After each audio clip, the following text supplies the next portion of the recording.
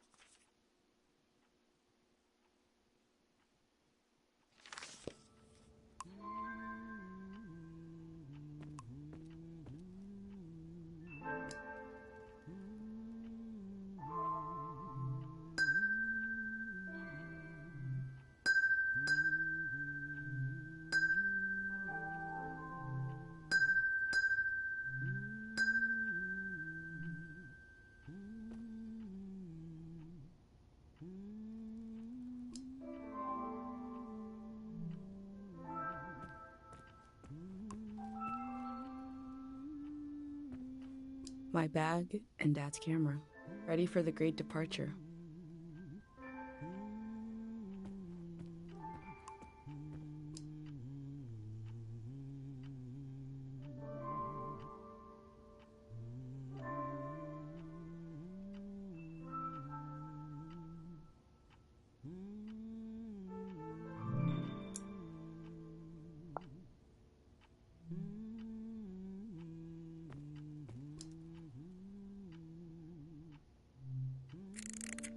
Three, two, one.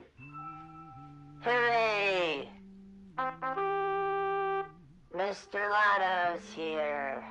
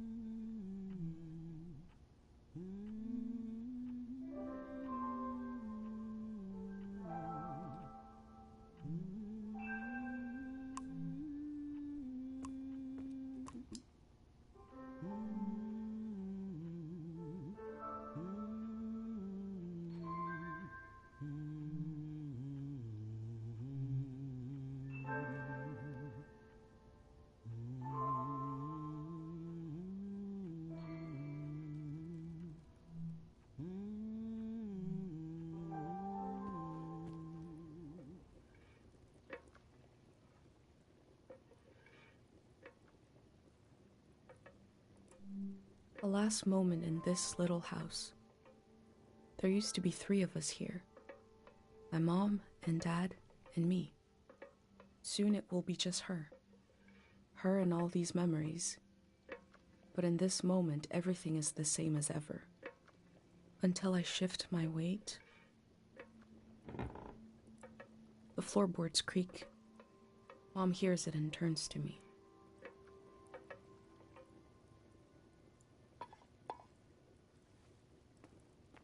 You're up. What are you doing standing there? Time to get going. It's gonna be a beautiful morning. I'm making progress. I found the burner, camera, recorder, travel bag. Breakfast is in progress. Still gotta make a pendant. We haven't used this in so long. Good thing I saved the instructions. Just as you would use a shield to protect your body, an identity pendant protects your mind. Your thoughts, memories, everything that makes you, you. We don't wear them here in the village anymore. But if you're going into the outside world, I'll feel better when you've got a pendant shielding you. I will worry until you're gone, and then I'll have total confidence in you.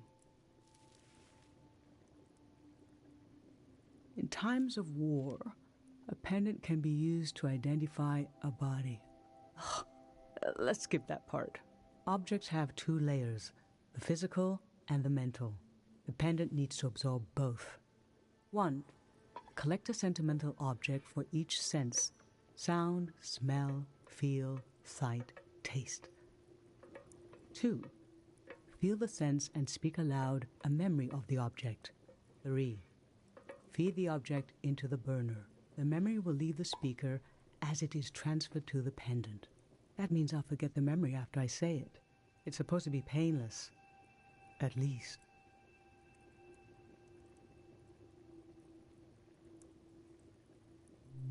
Okay, so. This old tape should work for our sense of sound. I remember.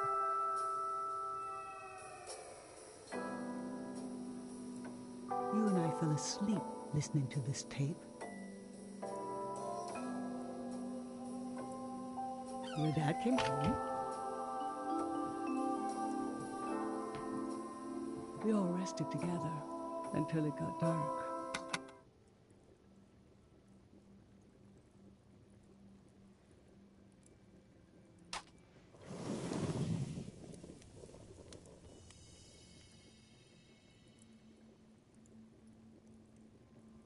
What an odd feeling.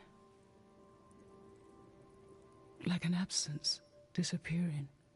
The empty space fills itself back in until I forget that I forgot anything at all. I'm glad I'm only losing a few memories. If I lost too many, I wouldn't even know who you are. You should pick the rest of the objects. I'll lose the memories, but you'll have them in a pendant forever. So they should be important to you. They should be parts of your identity you want to be sure to protect. So think about what these items and what the memories would preserve about you. Let's do smell next. Find an object with a strong odor and that holds a piece of you.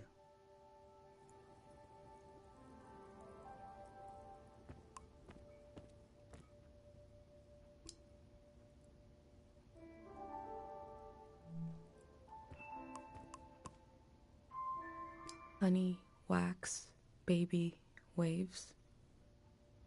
I was loved by people I have no memory of.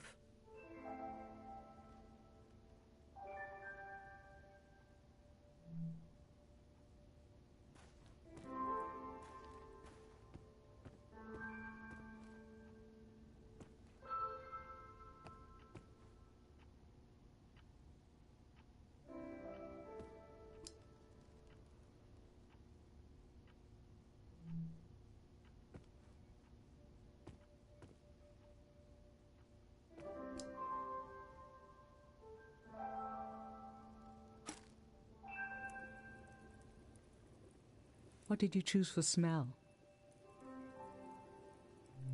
Let's breathe in deep.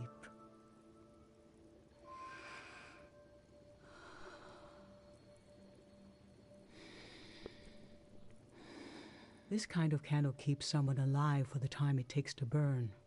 Just a few hours when death is nearby. It can be enough for last rites, last words. This was Grandma's candle.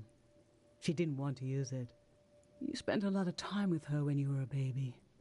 I realized she wouldn't live long enough for you to remember her, or for her to see you grow up and discover what kind of person you'd be.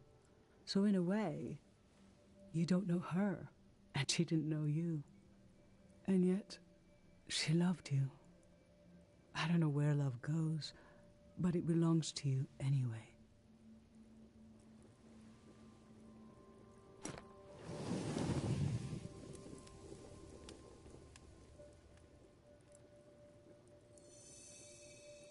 Now touch.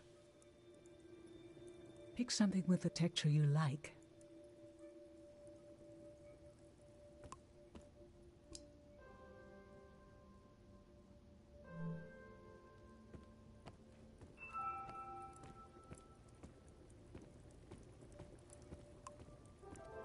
My hand in my own hand. This speaks to how my mom loves me.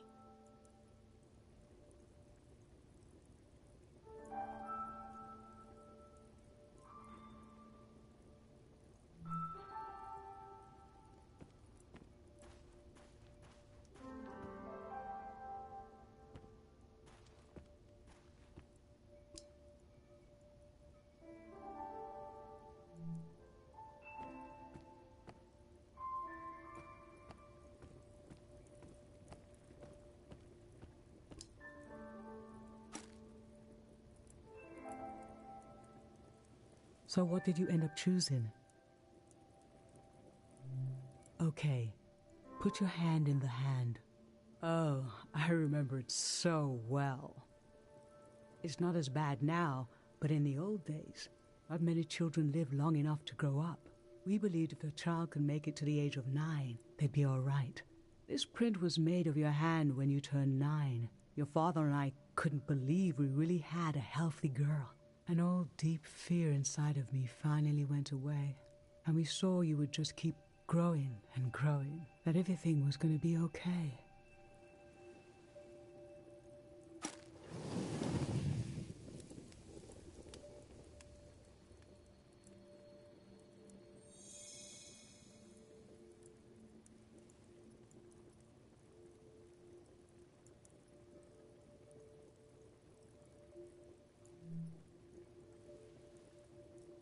I'm fine.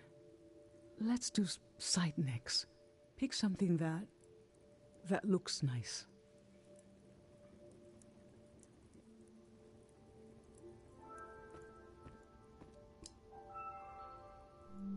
Dried mountain flowers. Nothing is ever lost.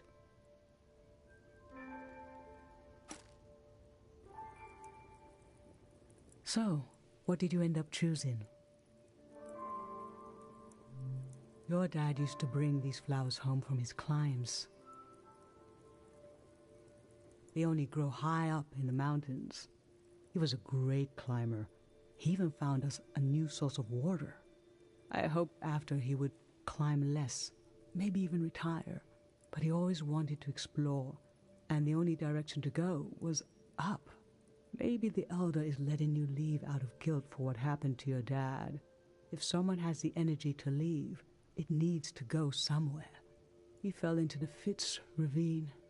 We never found his body. But doesn't he rest with us at night? Doesn't he appear in our dreams? How can such a human being depart this earth without leaving behind a trace as strong as the flowers would still have their scent? Darling, I don't want to lose this one. I can't lose this one. Can we put the flowers back, please? Thank you.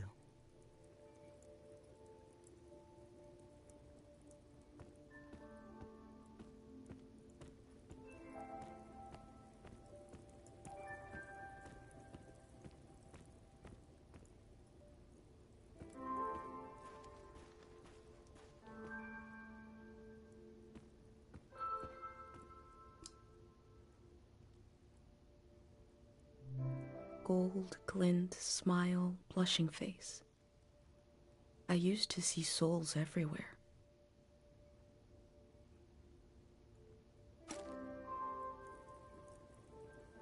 So, what did you end up choosing?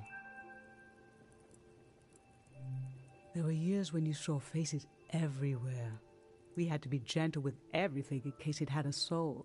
I remember you saw some sticks on the ground in the shape of a face. You were so worried what would happen if the wind blew. I secretly put the sticks away and showed you the face on this spoon. Look, she transformed, I said. You were so serious, studying it, thinking how a soul could transform shapes. Eventually you stopped seeing faces everywhere. Does the world have fewer souls in it now than when you were a child? Or are they still out there?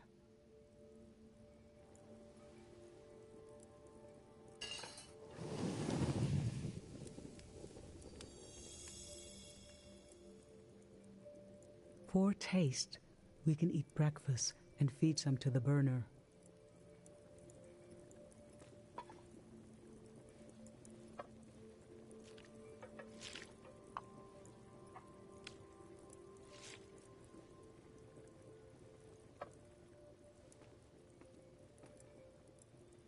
The memory I'll lose is the one we're forming right now. I want you to have it forever.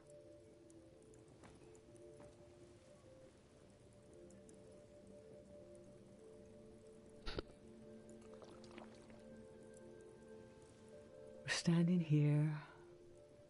You're having a last taste of home.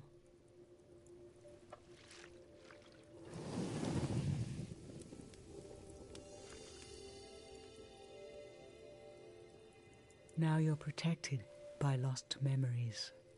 A gem of home around your neck. This is my only condition for letting you go. You must promise me never to take the pendant off. And never tamper with it. Okay? Then I'm okay with you leaving. I think your camera and bag are still in your room. It's time to gather them up.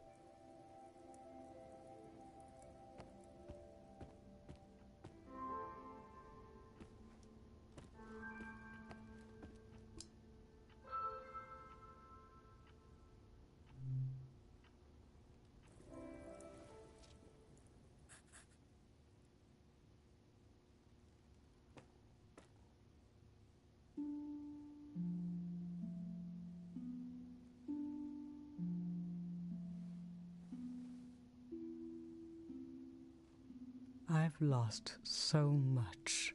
How could the world ask me to lose you too?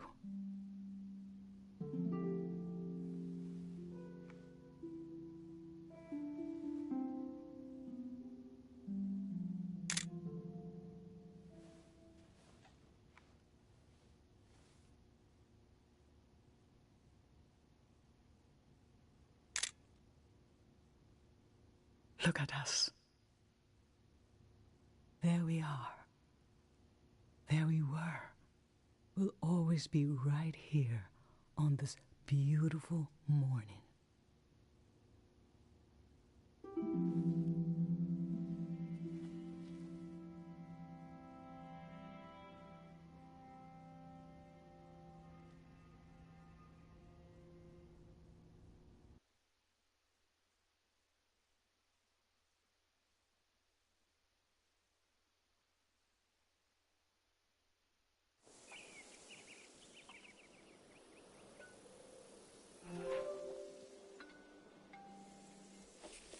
I just performed a ritual with my mom. The moment has passed, but I'll record it in these pages for you, for the future.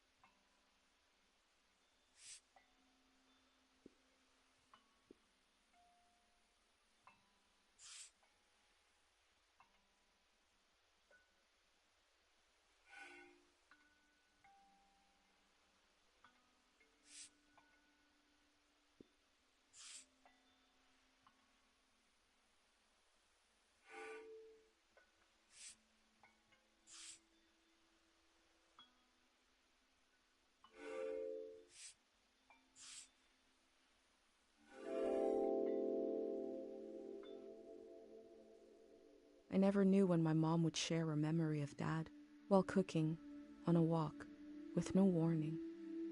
It knocked the wind out of me. Rituals take this grief and give it a shape and a story. Filling in this journal is a ritual too, but for a loss that hasn't hit us yet.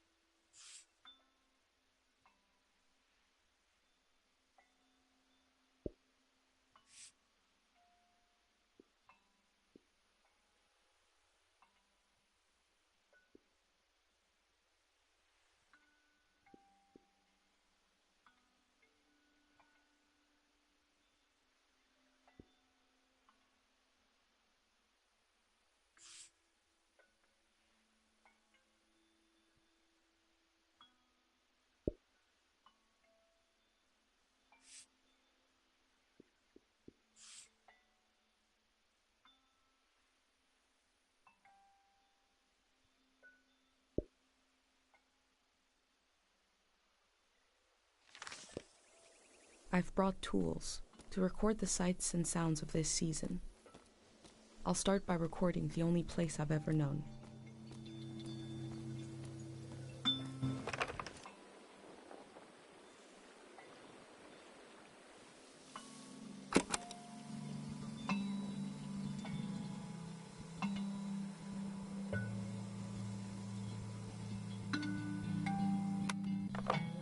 Public sleep music is a tradition of ours here. When the music ends, the village will begin to wake up.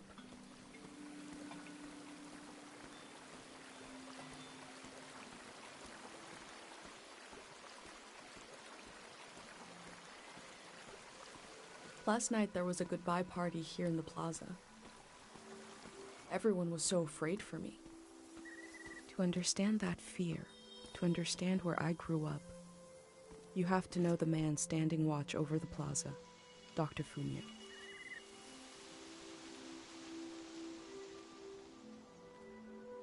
Last night, my friends wrote down their hopes for my trip and tied them to the branches of this tree.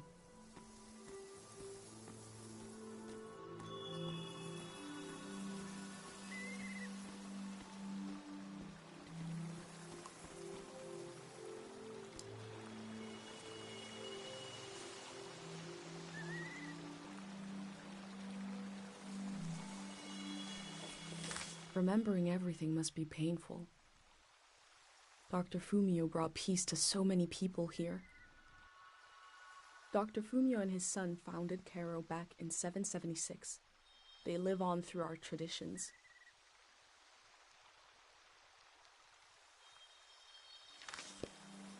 There are 3 murals celebrating Dr. Fumio's work.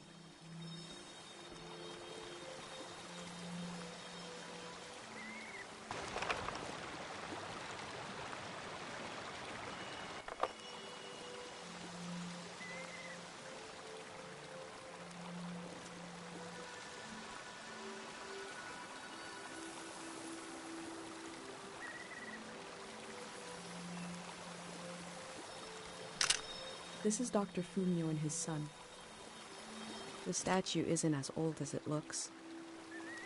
The artist wore it down to give it a feeling of ancientness and the authority that comes with it.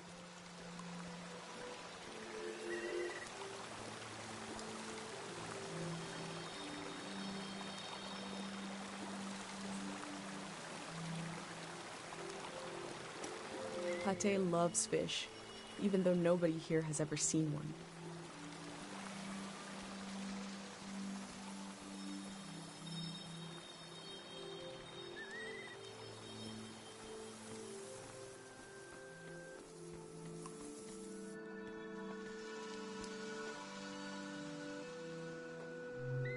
Smells like an old man's toes dipped in cinnamon. I had to drink this gross potion last night. Like my pendant, it's supposed to protect my brain.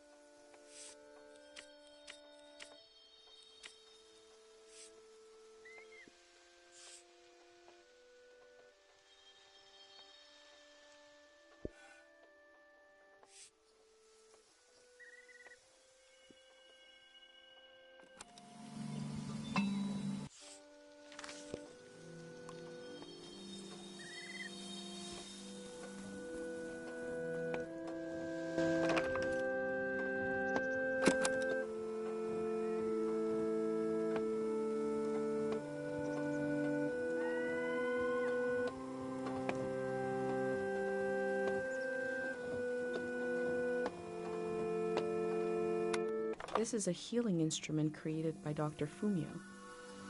It draws on the pure mountain air.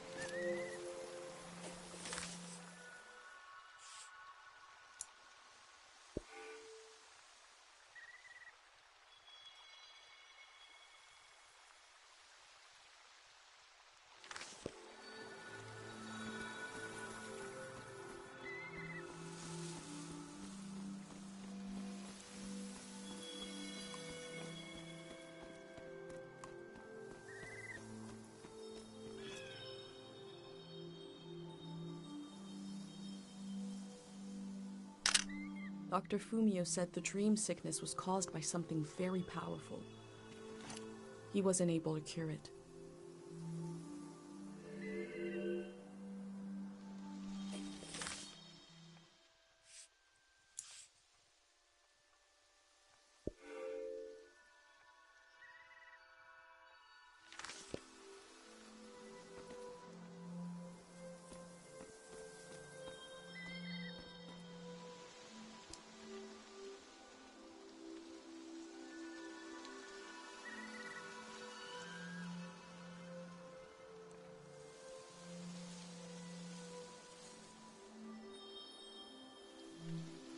Pate's little daydream of leaving this place, of seeing something weird.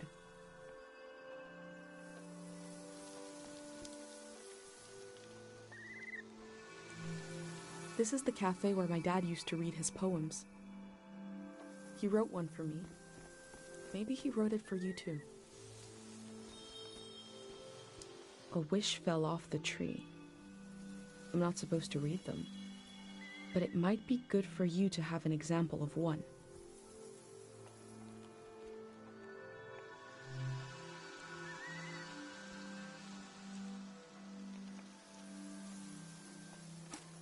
I can go against tradition a little for posterity.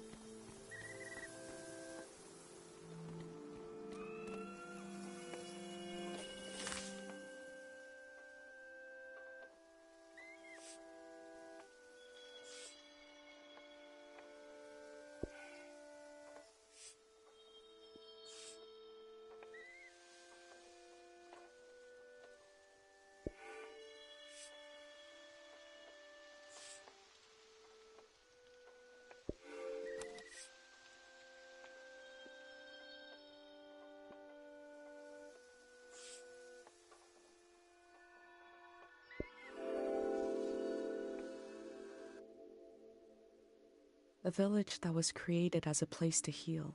Is that where my instinct to try to help comes from? It's so strange to imagine I'll be shaped by places and people I haven't met yet. So strange to imagine that I might feel at home somewhere else.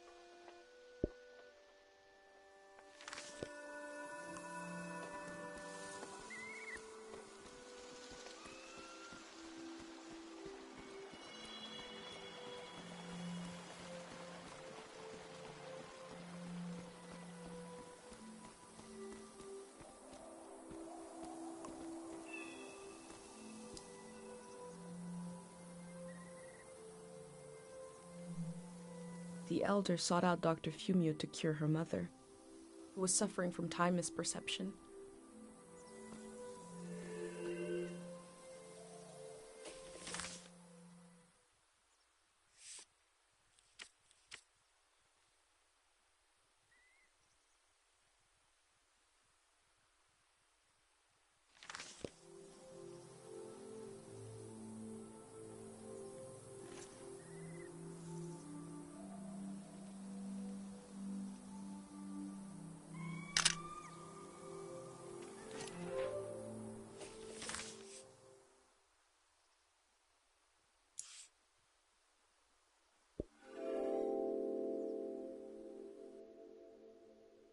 Dr. Fumio was an important person, but we also just have a need to put a human face on events that are beyond our control. He may have felt just as scared and helpless as everyone else.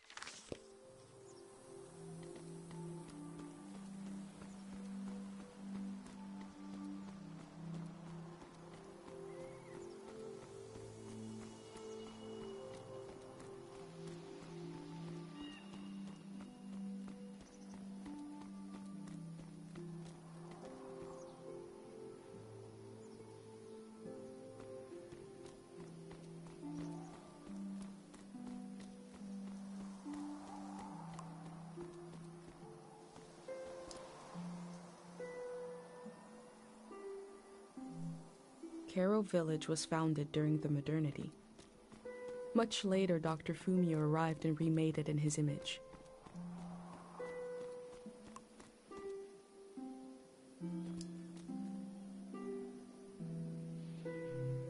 This flower means you're in my thoughts. The morning after the search was called off for Dad, our doorstep was covered in them.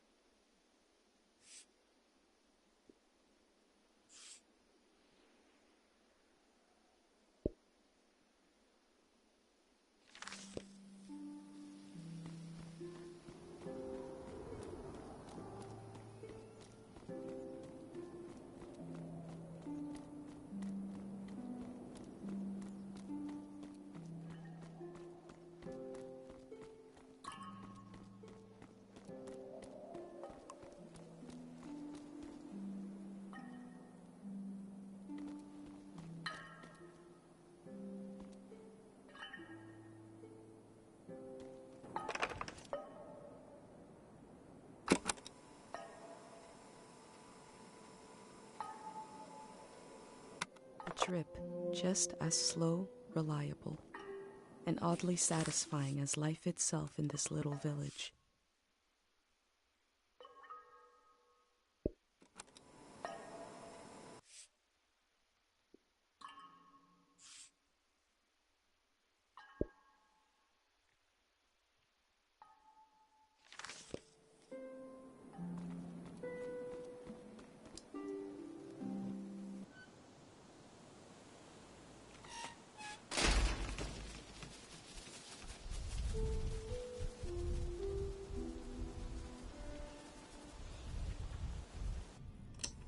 Is it recording?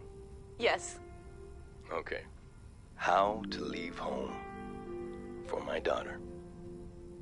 Find a sacred square of earth. Lay down so you have the dirt at your back.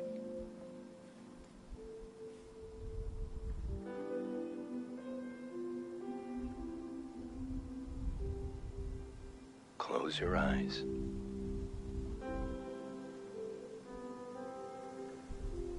Close everything. Do you see for yourself? You see for the dead, for the unborn. Do you listen for yourself? You listen for the dead, for the unborn. Your ancestors are in that dirt.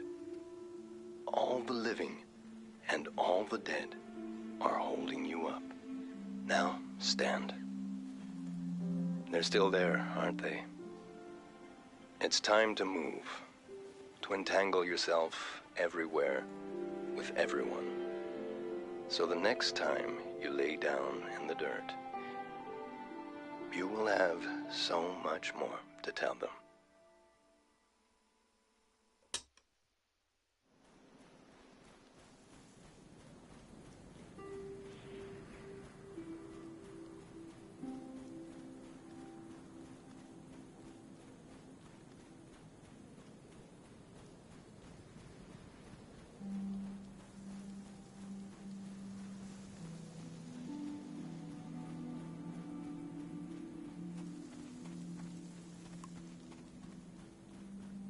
Pate fixed up 3 bikes instead of 1.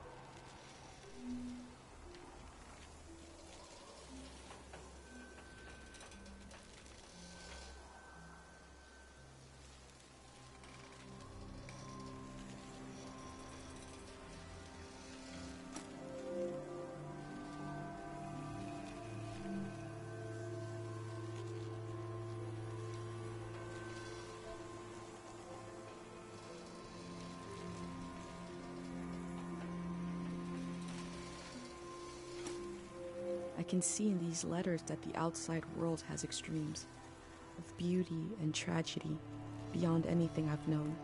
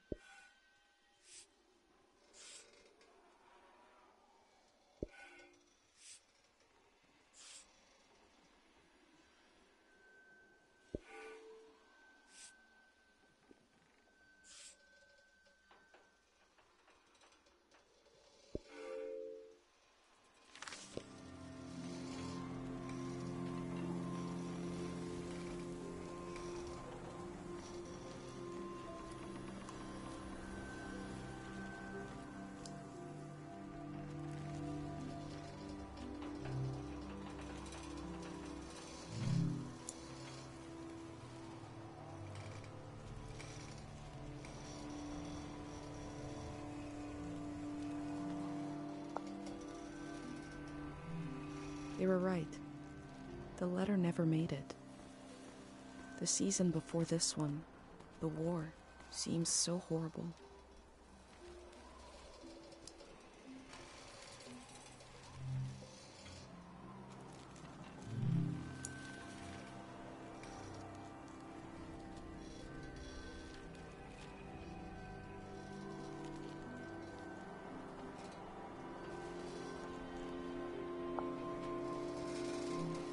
That poor baby.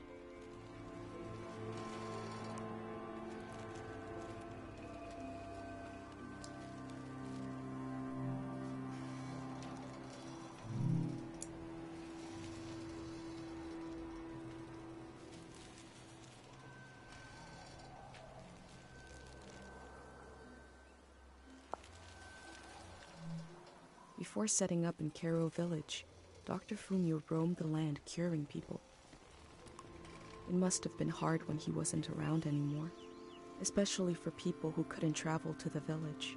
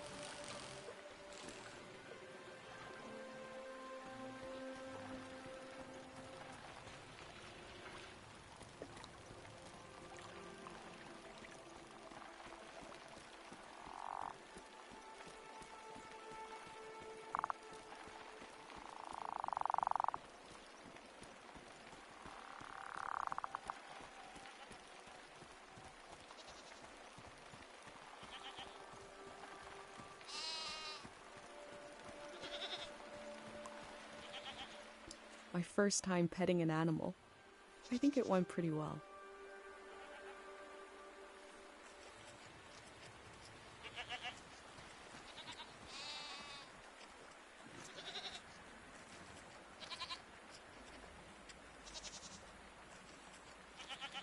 From the village, these cranes look like little creatures, grazing. I had no idea how huge they are.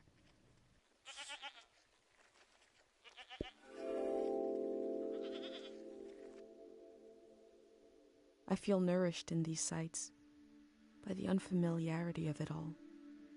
These means of connection, long in disuse, are certainly telling me something about the world. Will they be used again in the next season?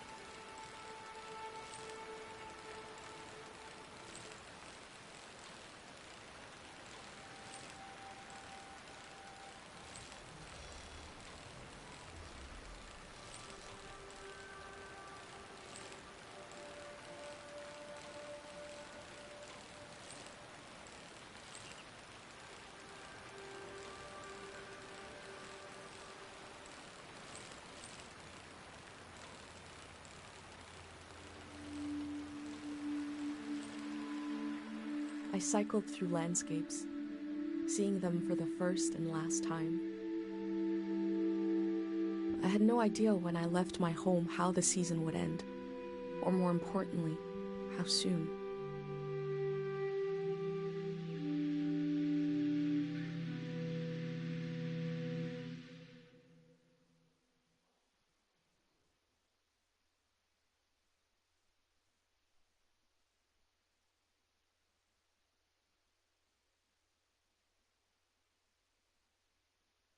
On a cold, damp day, I feel true loneliness for the first time. Nobody could have described with words how big this world is, how it goes and goes. I passed through it, where others passed before me.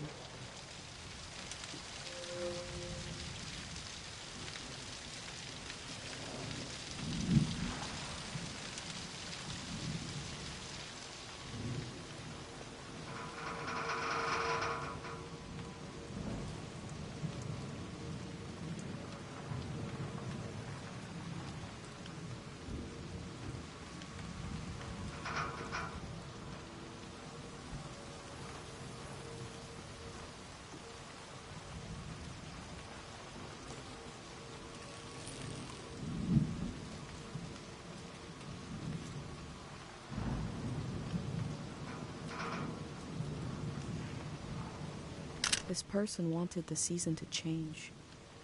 Why?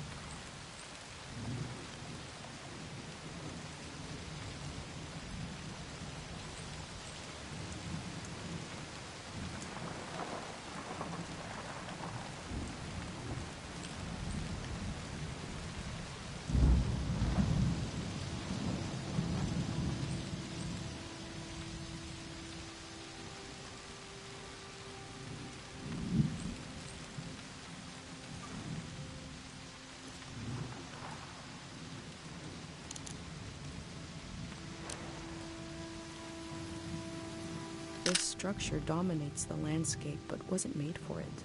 It's for passing through, for moving elsewhere.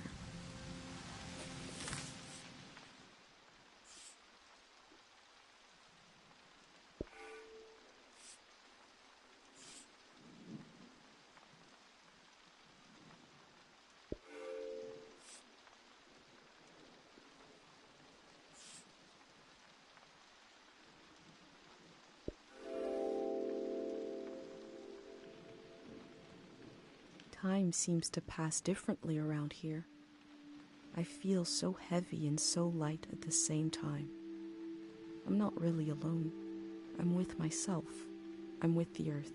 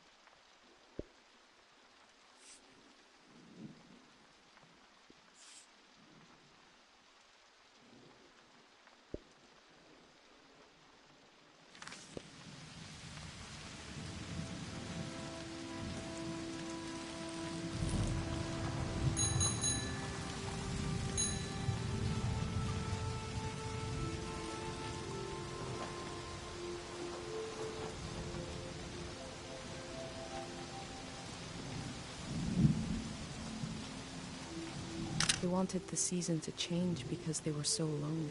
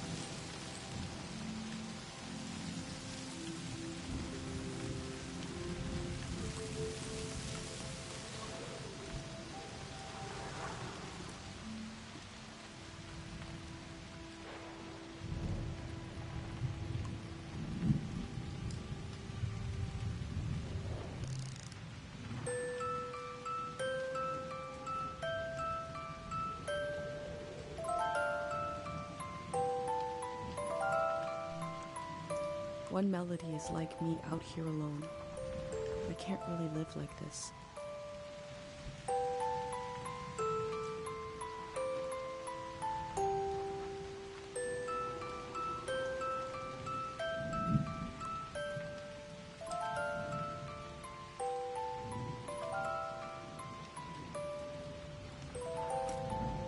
They kept themselves company with music.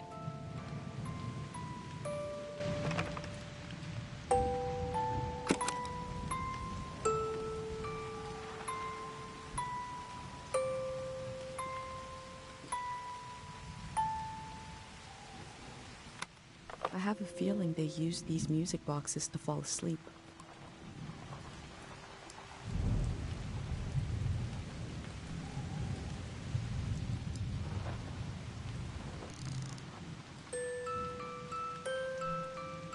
Two Voices is like me and my mom. We can survive. But eventually, you need more.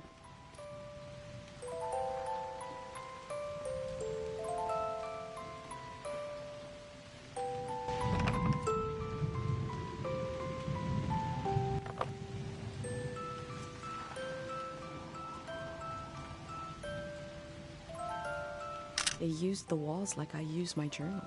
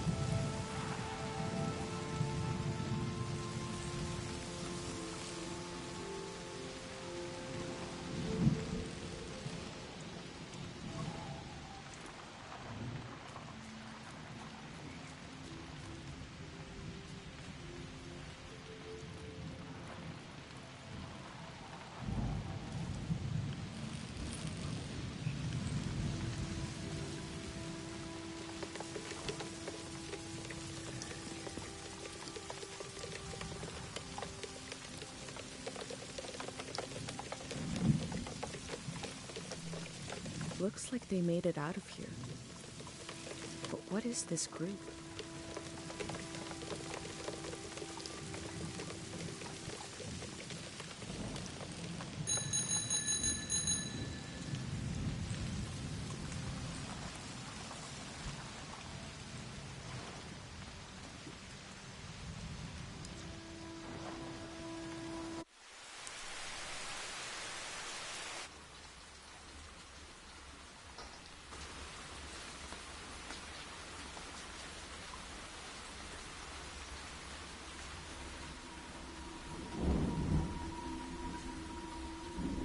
In the empty places, I found companionship in the tapes I recorded before leaving home. The Elder told me the story of her life. I listened back to it, ready to note down anything that seemed important.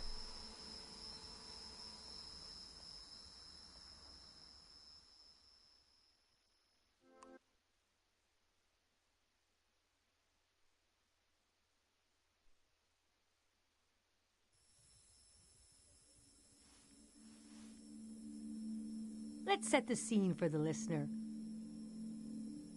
whoever that might be. This is the Elder speaking. We're sitting in the plaza, saying goodbye to a dear soul. We're here to see if there's anything useful in my mind that could help you on your trip. A century's worth of memories, dreams, fantasies, visions. Like a big, old, haunted library. When I die, this library will burn down. But which book should we check out first? I don't have all the answers. but I do feel the story of my life could help you understand what kind of world is out there. It's okay not to understand everything right away. The moment may pass before you've gotten a firm hold on it, but as long as you're there to witness it, to take it down in your journal, you, and others to come, will someday take the time to make sense of it all.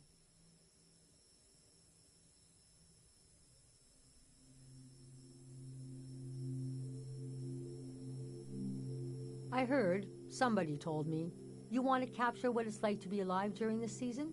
For the future? And you want to understand why and how the season is going to end. The season of my youth is long gone, but I can tell you what that season was like and what I know about how it ended. Francis Cale, if you must know. You can call me Frank, or Elder, or the Elder, or Elder Frank. You know, whatever. I don't care. I was born on the ocean. My mother and father worked on a cruise ship, the short-lived but glorious Watery Republics, floating cities. Most won their independence by the time I was born. How can I describe them? They were a jewel of the golden season. Pleasure boats with a radical political program. The golden age was a time of flags, logos, mottos, mastheads. My mom taught me to read them. She was a ship's philosopher. My dad was a recycling engineer. Recycling on the ship was a matter of life and death. We had to get the most out of every object and watt of energy.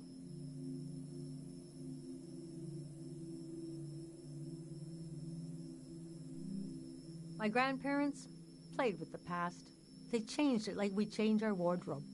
So it was a different answer every time. But they often said we were exiles of some kind. Exiled royalty from a secret lineage. Blood that glows in the dark. Or we're exiled from the mouth of some great leviathan. When they were older, they just said, we're from here. We're from right now. I loved the way the ship would tilt and roll with the waves, especially as I fell asleep. It was so comforting. Picture me as a kid in bed, feeling the swaying of the ship. It was like being rocked to sleep as a baby. I loved exploring the ship too, wandering through the suites, the swimming pool, the game rooms. There were 2 dance halls, a large, elegant one and another one in the basement. A lot of my firsts were down there. My first dance, my first kiss, and so forth. Our ship was taken over in the early days of the war. That was the end of the Watery Republics. I heard the dance hall in the basement became a weapons cache. Took me half my life to say goodbye to the world I knew in my youth. Imagine me and my parents and everyone I knew being escorted off the ship by a company of soldiers. And I'm thinking, I hope they don't make a mess of my room. I was embarrassed by the younger kids who were crying their eyes out, but they knew, I guess.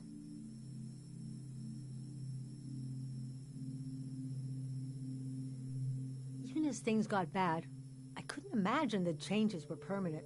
It's easy now to look back and say, the internationalism of the golden season was violently breaking down. You can be naive about all kinds of things, but not war. Most of my life has been spent in isolated communities, and the one moment I was in the wild world, you couldn't pick a more chaotic time. And we had been warned this season was going to end. Oh, but we didn't understand the warning. You see, one night, along a coastline, we saw beautiful lights shimmering above the water. Later, we found out this was an ancient warning system. It hadn't been used in so long. We didn't know what it meant. We just thought, well, ain't that pretty? We tried to stick together and camped out on the coast of the Prismatic Grounds. A kingdom of art and science. They got rich during the golden season. Everything that made them beloved before the wealth came. Passionate, uncompromising, self-obsessed, made them unbearable once they had power. Artists make terrible kings. Are you sure you want me to keep going? The story gets darker from here on. Okay, so conditions in the camp were getting worse. My mom got lost in thought for long periods of time. She'd be completely still for hours, days even. We realized she caught, well, now we call it time misperception disorder. It's when you lose your ability to tell how much time is passing. A minute can feel like an hour. A day can pass in 10 seconds. What's so hard is the feeling of absolute loneliness. Normally, we're all at least roughly in the same flow of time. But with this disorder, you walk alone, truly. We heard about a traveling doctor who could cure these kinds of diseases. I decided to go find him. I found out his name was Dr. Fumio, and he traveled with his son Lucio. People talked about him like he was a god.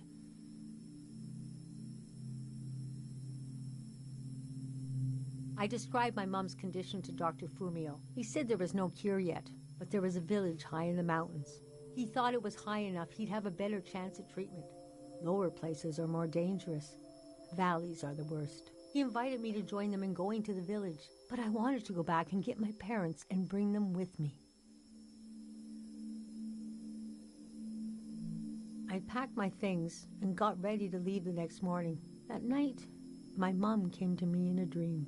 She was standing in a field of flowers. I'd grown since I last saw her. We were the same height. She pressed a finger hard into my palm. She taught me well. I knew the meaning of the gesture. I knew no matter what I did, I'd never see my parents again.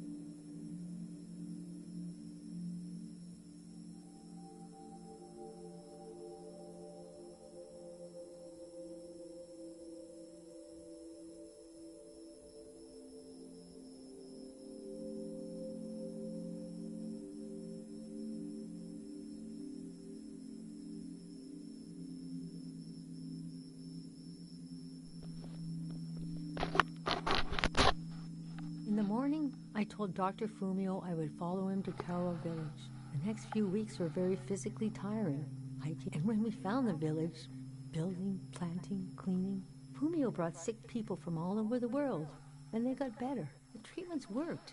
Everyone was healing. So why couldn't I? One day, we got word the war was over. We never found out how it ended. It was like peace just swept over the earth in a split second. There was a party in the plaza to celebrate the end of the war, but I couldn't bring myself to go. Yes, it was over, but it had taken my home, my family. That night, as I was falling asleep, I felt the bed tilt and sway gently, as if it was being tossed on the waves of the ocean, as if I was back in my bedroom on the ship, as if I was back in my mother's arms, being rocked gently to sleep. I knew I was finally home, and nothing could hurt me.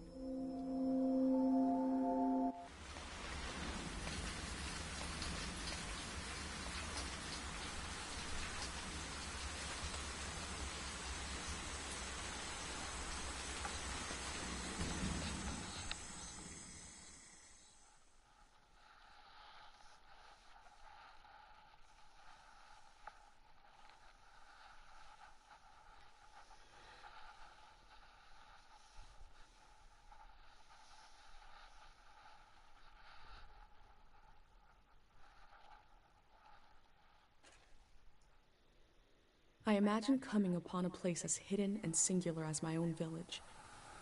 Eventually, I found myself circling a valley, looking for a way in.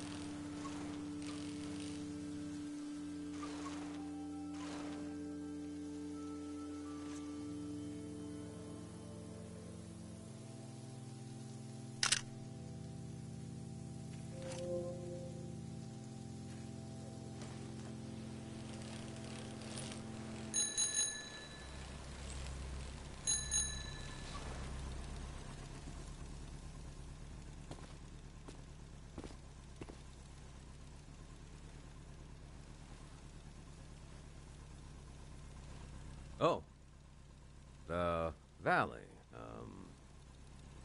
One second.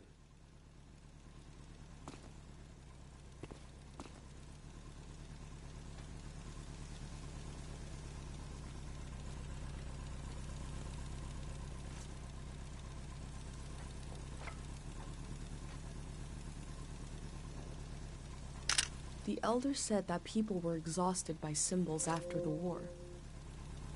But here are a few hanging.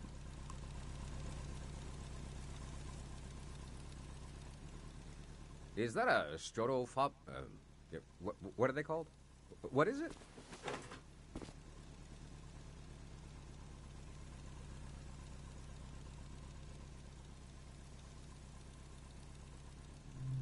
I love old gear like that. It's getting more and more rare. I had a camera, but it broke. Not that interesting of a story, I guess. What are you doing here?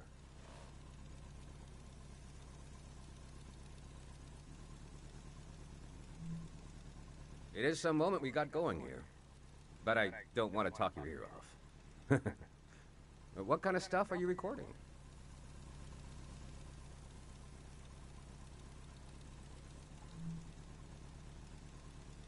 That's the way to do it, if you ask me. If anyone asks me, I mean. The valley would be a good place to use those tools. Too bad it's closed down. Let me finish up here, huh?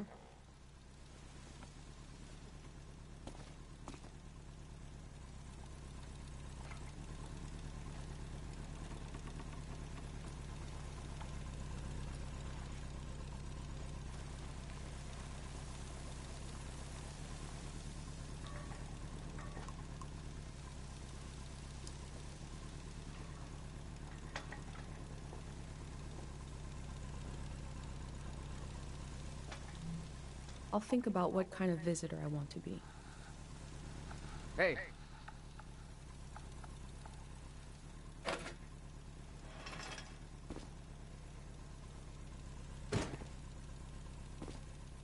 This was like a second home for a while. That was fun earlier when you showed up. And I was carrying the cardboard man. You were like, who are these guys? I've been pretty bored here. You know, the valley's gonna be flooded soon. That's why nobody can go in there. The dam is falling apart.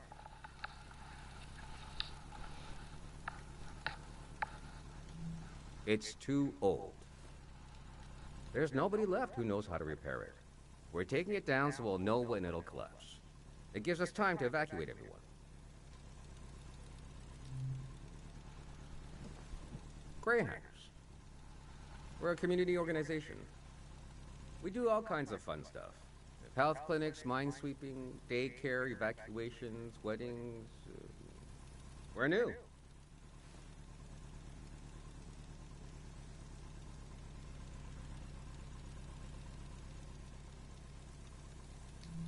We'll do anything to make the future better than the present. No big deal.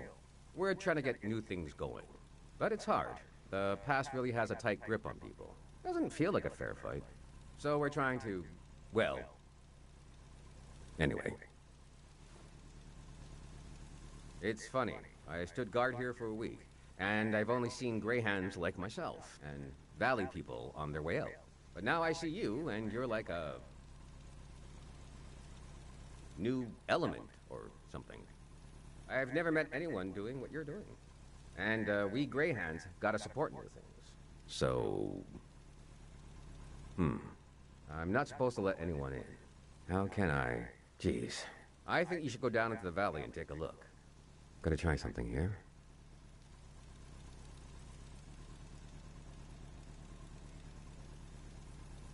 Dang it. I was trying to wink. Well, you get the idea. Go on and put that old gear to use. You can take my map of the valley, too. I don't need it anymore. I'll be down to pick everyone up around midnight. See you then.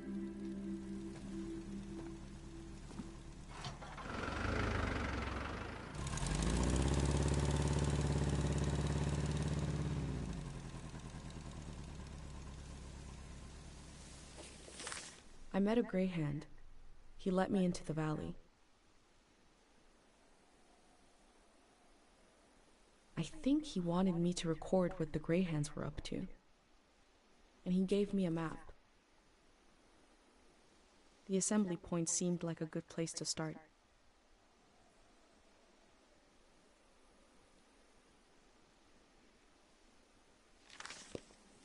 I wonder what he expects me to discover in the valley.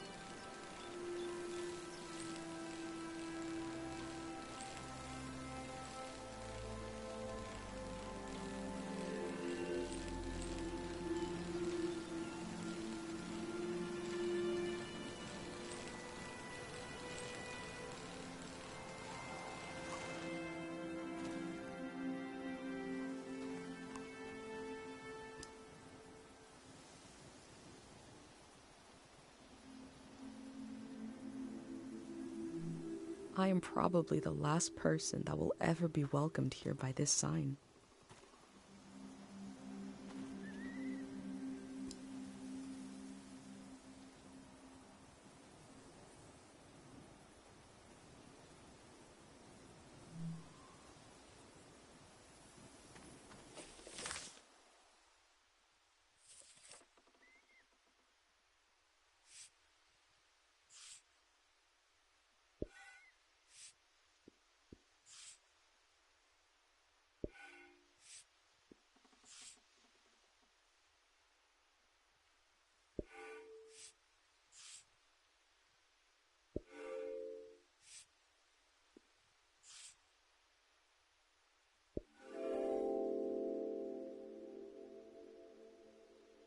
The elder warned me about valleys. She said they were dangerous. I feel a dulcet tension in the air. I enter to see the moment between seasons.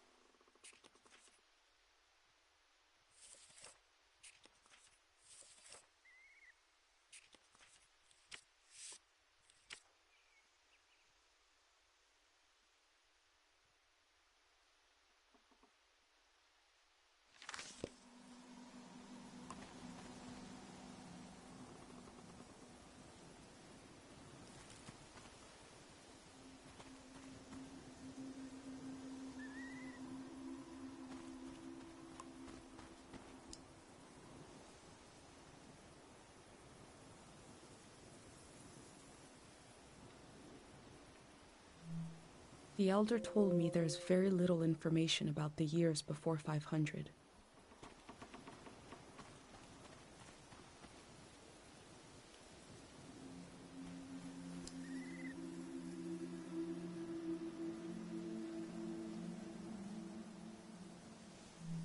I have wondered about the lives beneath unkept graves.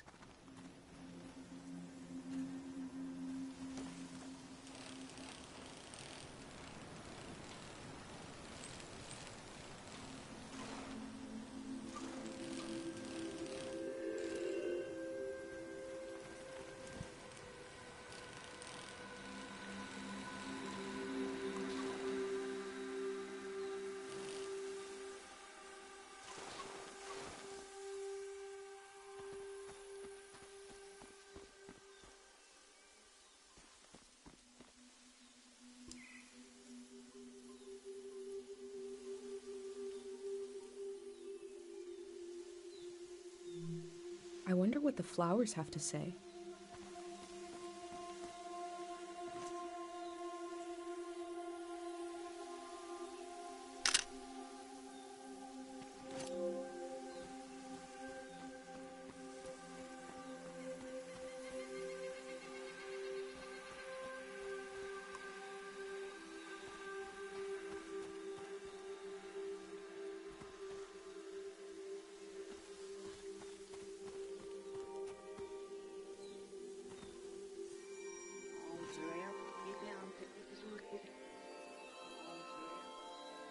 It must have been important to have such an elaborate solitary tomb.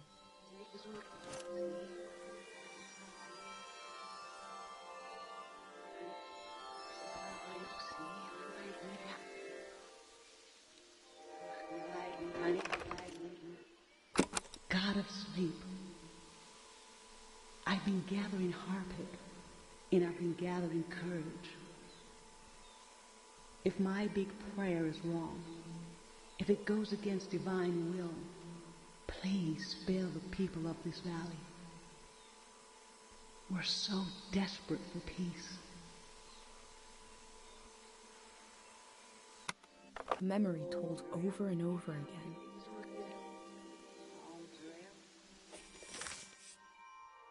God of sleep,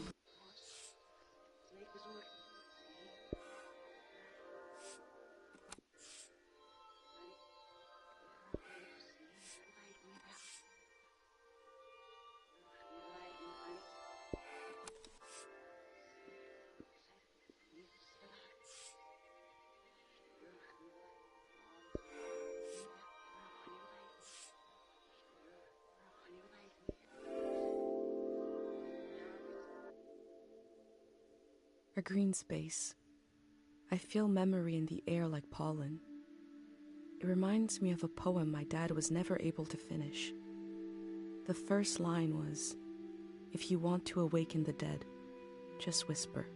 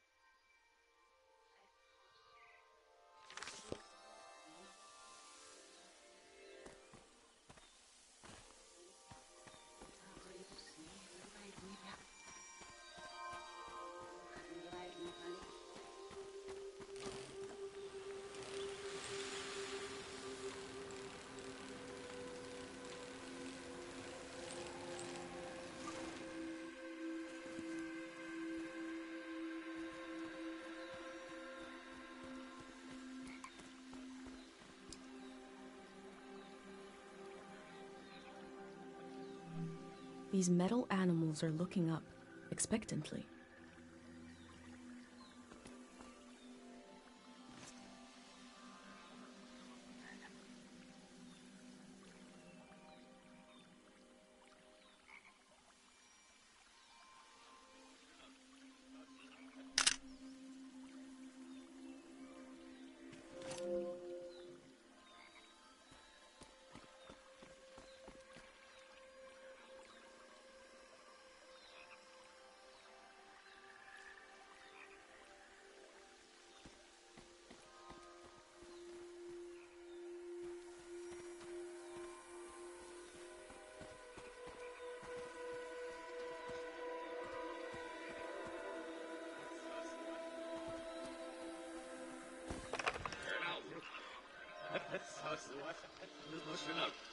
The people here are so weak. I heard gunshots last night. That was us. What is that? Look at the pond, the water. What is that pattern? Should we run or something?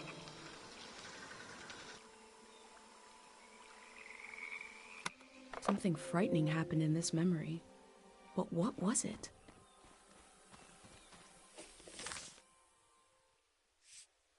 The people here are so weak.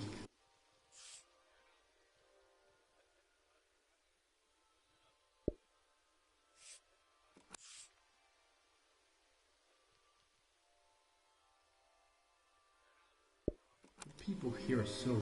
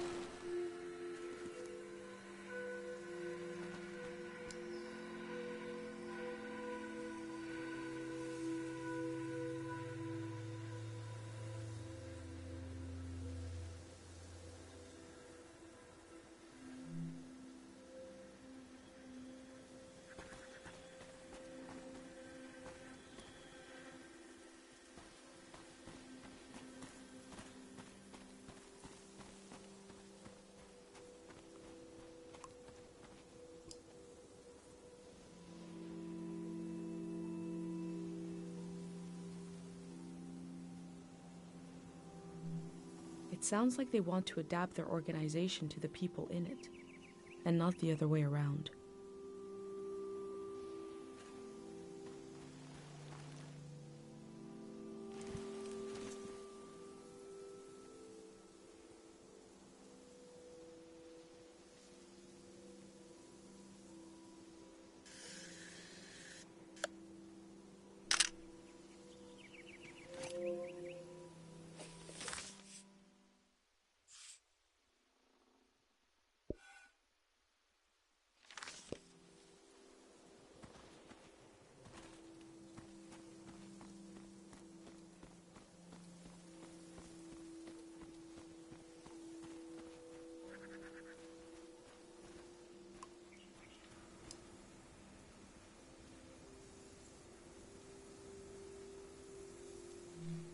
There's a number to call for questions regarding the dam.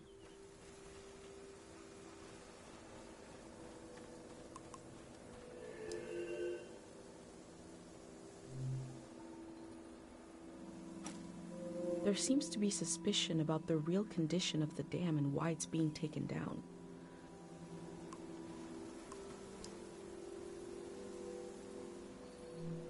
It's hard to imagine something new, a new way of living, but they're trying.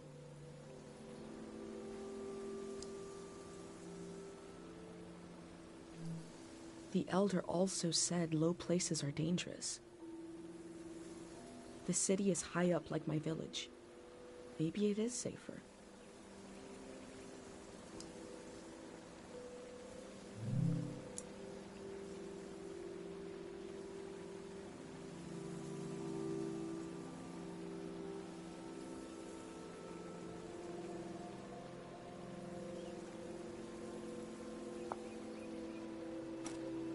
The Grey Hand seem to care what people think about them.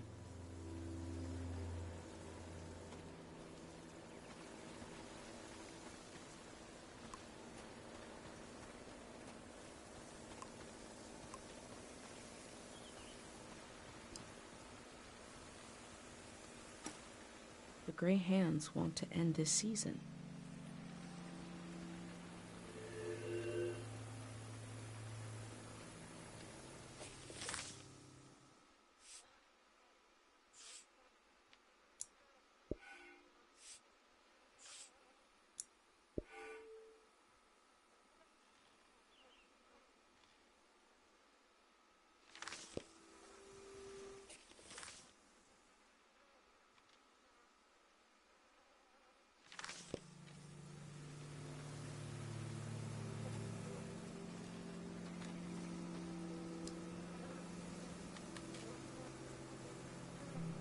Imagine if the man I met is the only living Grey Hand, and the rest are cardboard.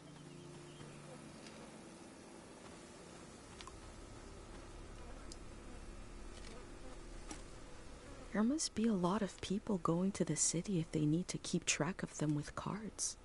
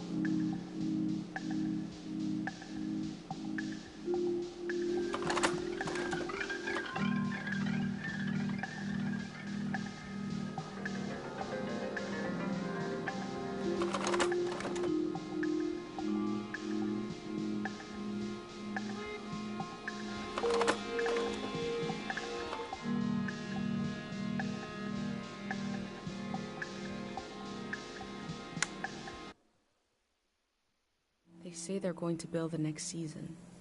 How?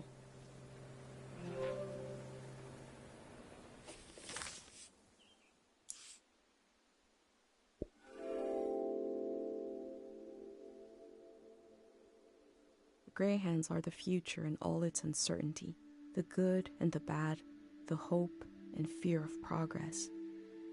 The loneliness of this season will be left behind. A collective project is coming.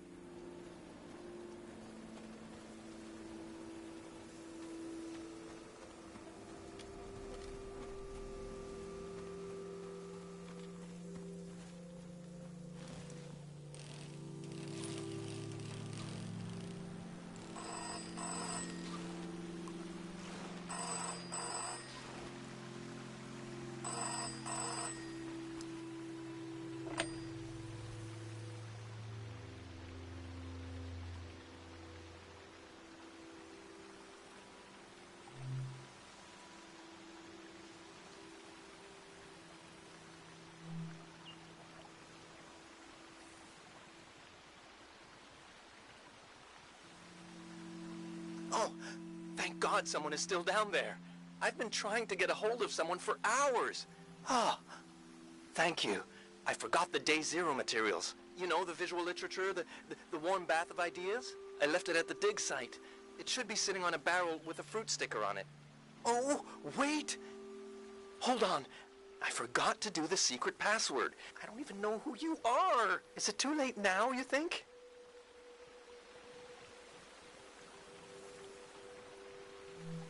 Okay. What day is the day after tomorrow?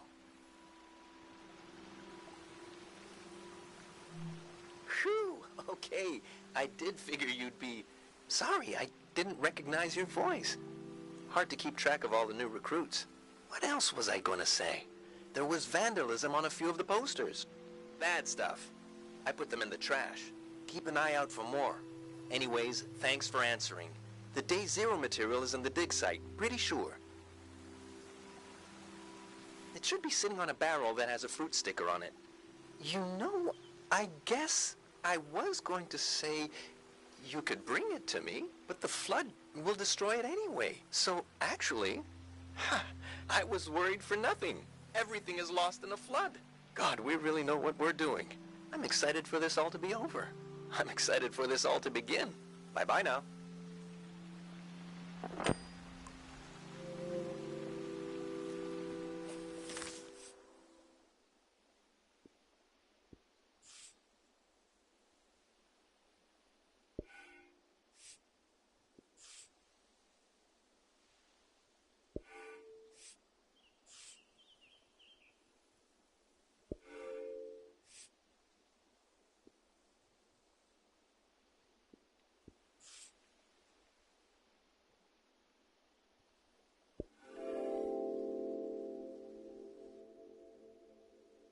The process of taking people out of the valley was also a kind of ritual, a way of bridging one life to another.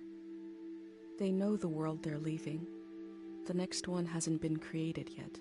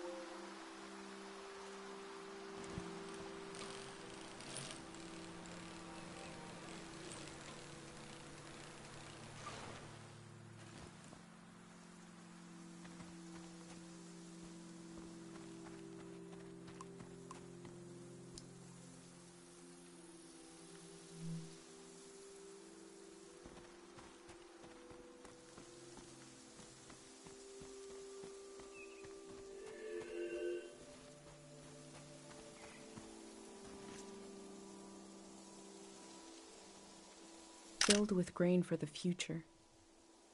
The farmer didn't know they wouldn't need it.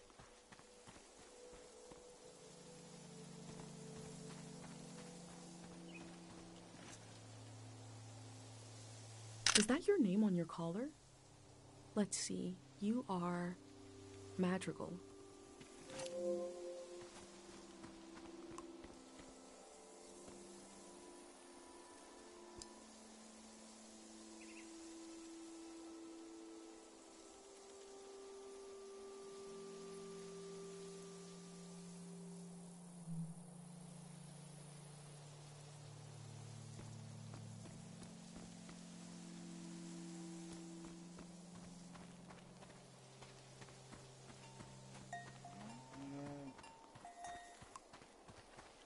And you are Mata.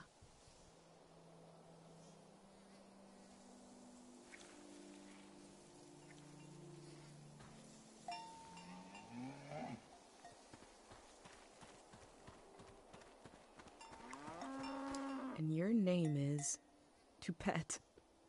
I wonder who named you that.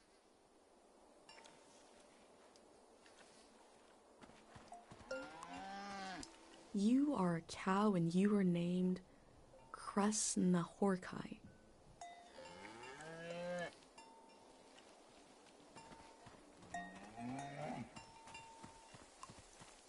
A beautiful cow named Gorp.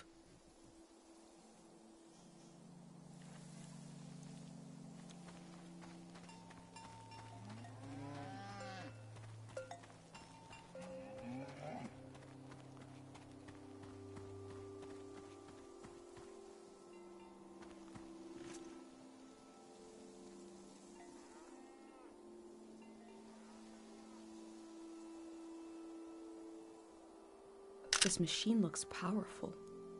It must have done the work of many people.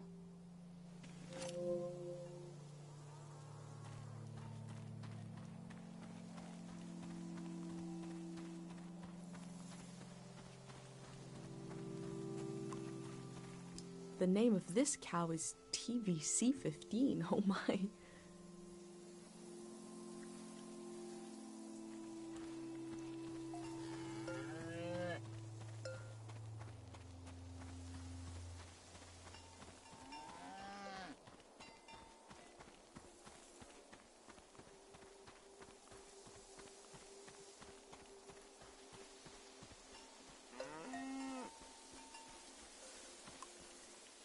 And the seventh cow's name was Balto.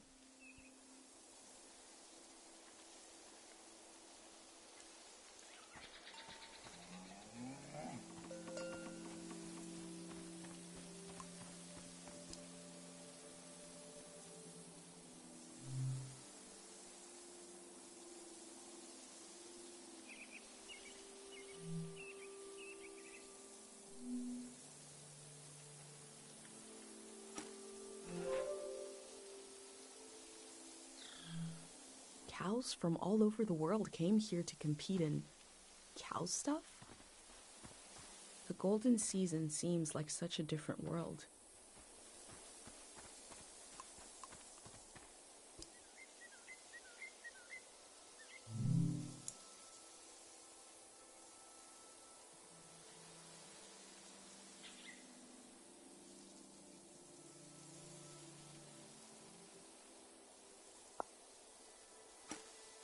These people had to leave so much behind.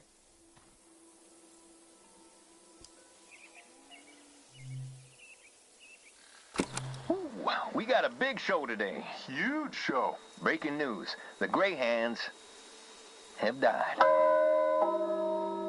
We're being reborn, baby. And we're taking suggestions for our new name. Live on the air suggestions from the rank and file. You don't even need to be a Greyhand to suggest a name. True, true. The number to call is 0019. That is 0019. First caller, hit us with a name. Hi, yeah. I was thinking the Bricklayers. Okay. Bricklayers. Laying some bricks. Well, yeah, thanks for the suggestion. We'll be taking them all afternoon, so so keep them coming. That number again is 0019. You're listening to Great Hand Radio. We are broadcasting live from Great Hand HQ. And we're gonna take a little break. If the Greyhands are changing their name, you'd know them as something else.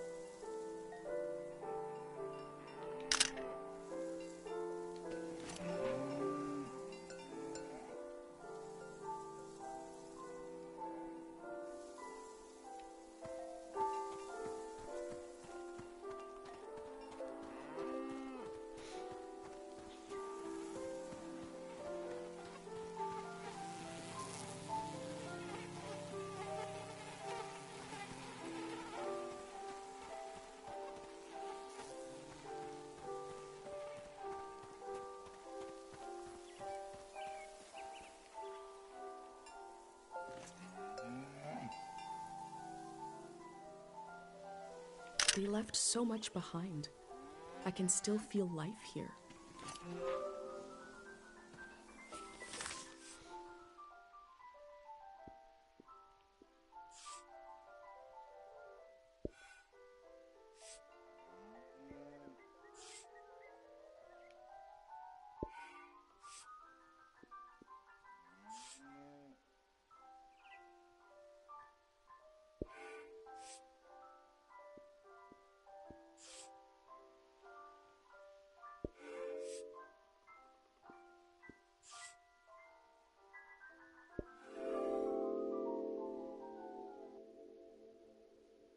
Compared to my village, they lived in the open here.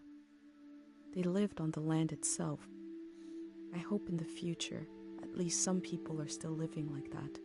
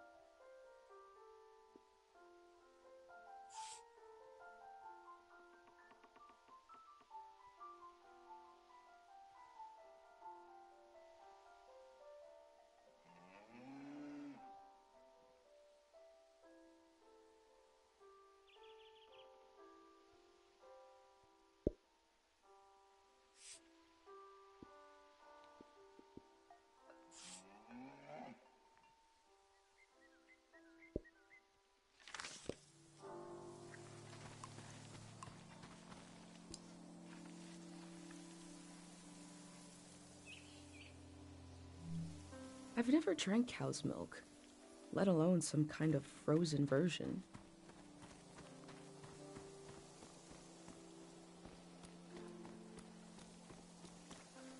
The cow is called Frenzy.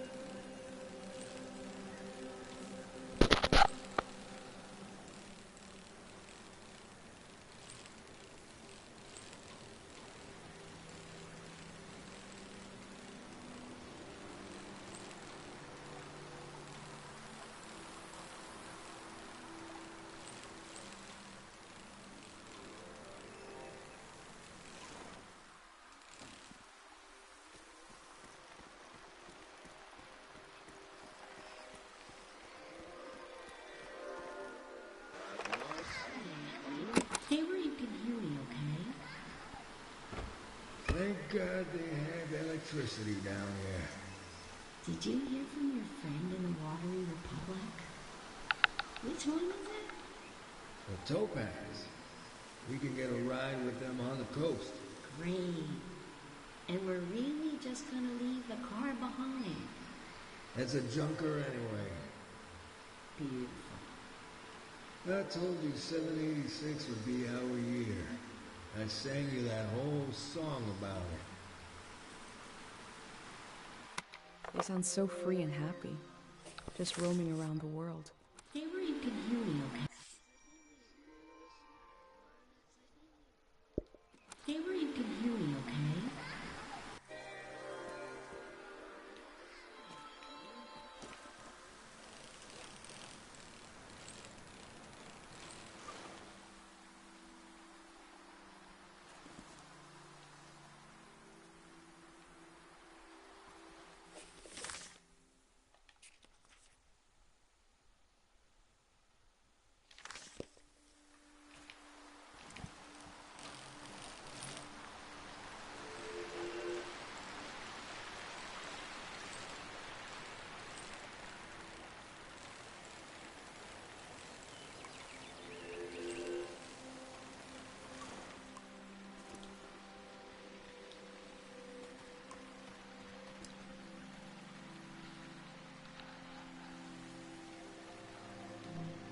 I wish Pate could call this hotline to talk about his heavy dream.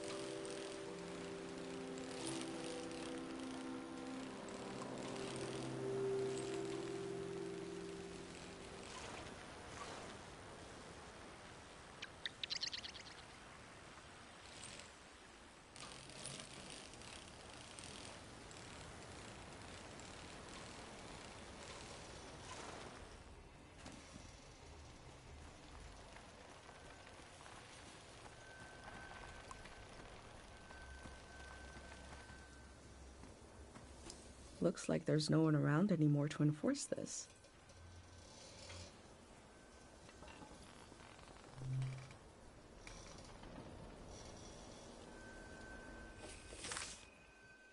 I found a dig site that is fenced off from view. What were they doing here? A greyhound said he left his materials behind. It should be somewhere around here.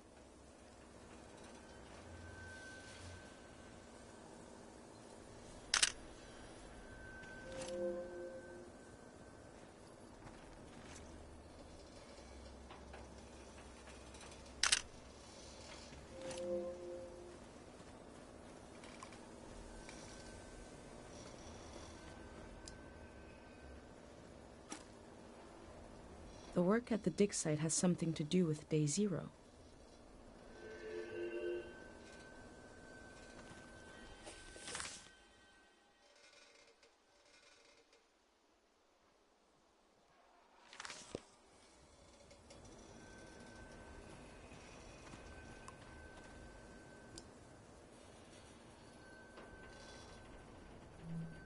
This is the kind of brain trouble my mom warned me about.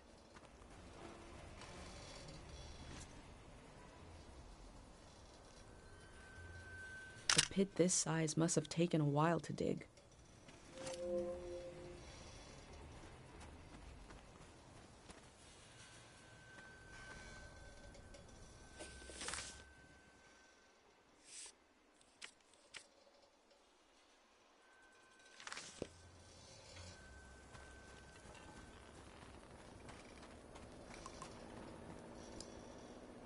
I wonder what this channel is for.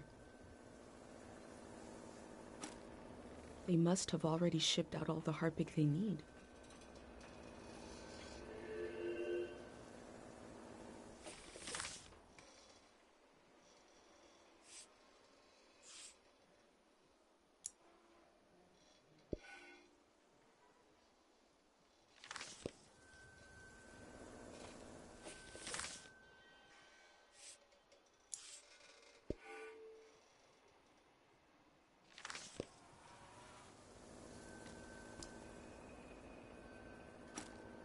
Memories and emotions condensed into a mineral.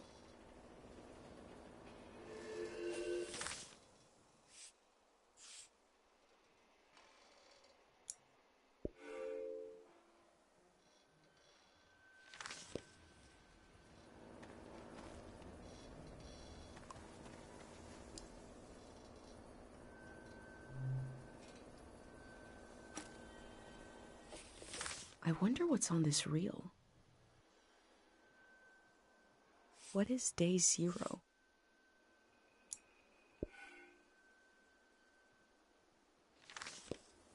Maybe I can find out more about it.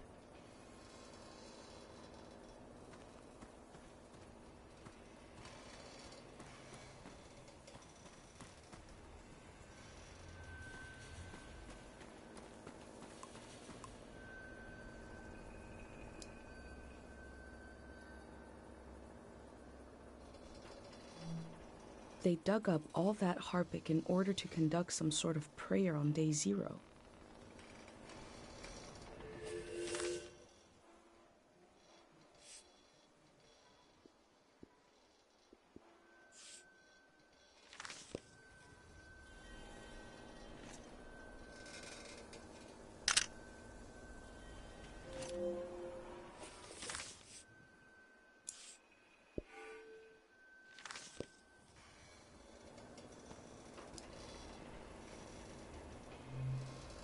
I've recreated the same setup as the prayer statues, right here in my workshop. I set up a singing bowl so I can verify the pattern that will form in the water. And some Harpic, of course. Each god seems to correspond to a resonating frequency. And when this vibration acts on the Harpic, we get the, psychoactive response. Going to give it a try here.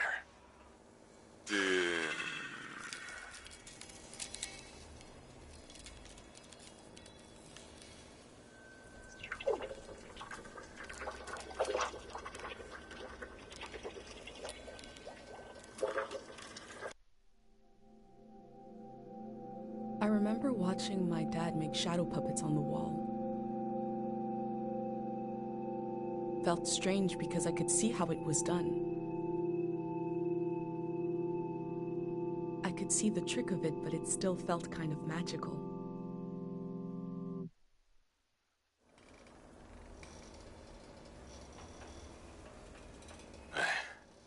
It worked.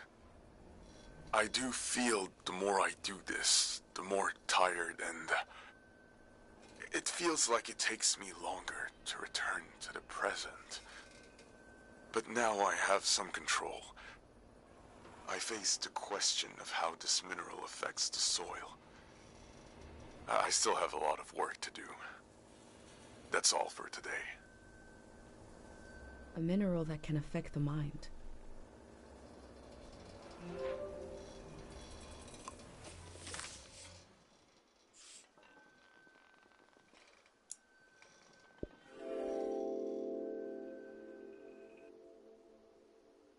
The Greyhands present one side to the public, and another is hidden behind metal fences.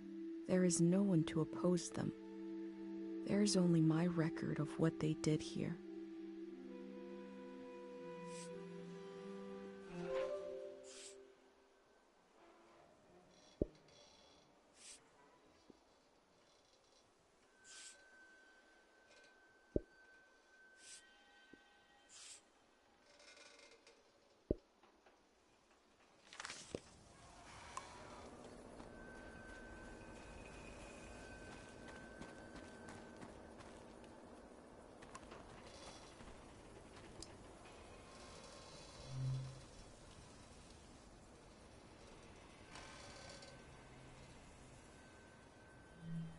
The memories of the owner now turned into a beautiful mineral.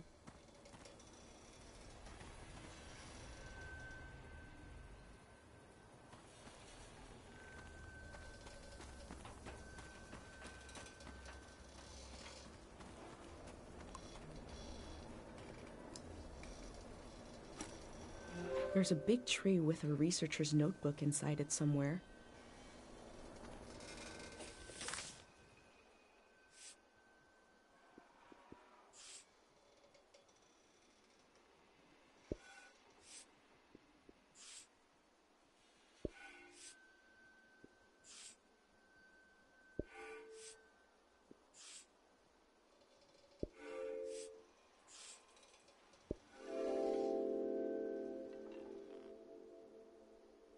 What we do to the land eventually makes its way into our blood and our brains. This can define a season.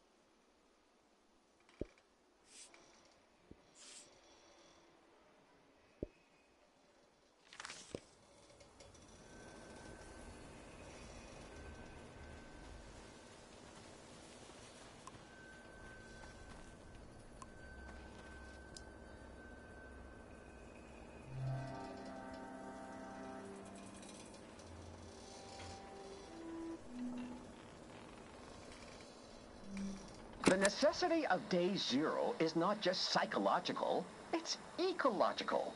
Because there is a compounding effect to these minerals and their psychological effect. And we see this in Tiang Valley. There is a memory and a memory of a memory and a memory of a memory of a memory. This echo effect, this recursive nature is the problem. As this cycles through the ecosystem, it creates points of pressure where things bleed, and soil and human minds are contaminated. Some will say, what's a few daytime visions? But it is an increasing risk, an increasing danger. Left alone, the haunted quality of this season will only get worse. The necessity of day zero is also to... This particular action will neutralize this phenomenon at its source. This is not an endless cycle. We are putting an end to this psychoactive material, and we are opening up space for something new. How do they plan to remove the haunted quality of this season?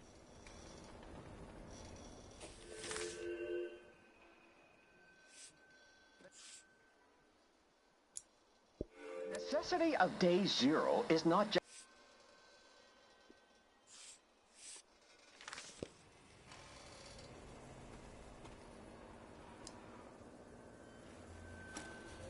They look relieved to have finished their work.